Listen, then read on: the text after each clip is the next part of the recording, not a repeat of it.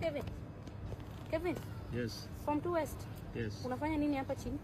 Nimeambiwa nipige magoti na Madam Jacinta. Umefanya nini? Nilikuwa kwa list wenye kuna ma girlfriend. Umeandikwa na msichana mgani sasa? Wameandika na Shalin. Shalin. Hebu amka. Uko na girlfriend? Wanasema hivyo.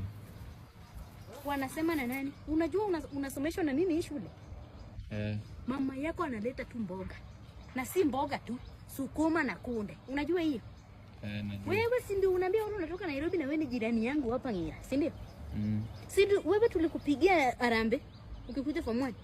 Yes, madam. Na watu wa kanisa si tulikuchangia vitu, tissue, hizi essentials. Yes, madam. Bado uko na audacity ya kukuwa na girlfriend? No, madam, I'm sorry. I'm sorry. Do you know you are even an orphan, you just have a mother.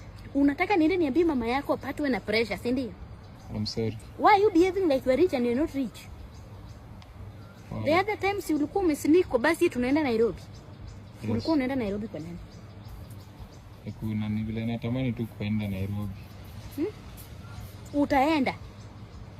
Na utaenda aje kama pia upiti?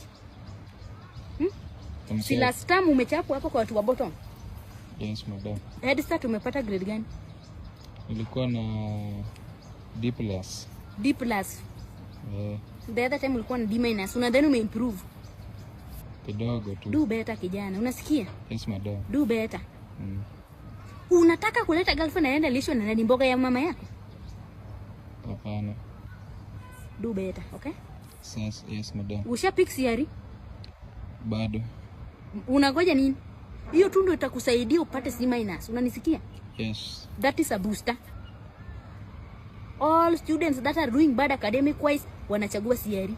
Okay? Sawa, madam. Uchague CRE na ukuwe a good boy.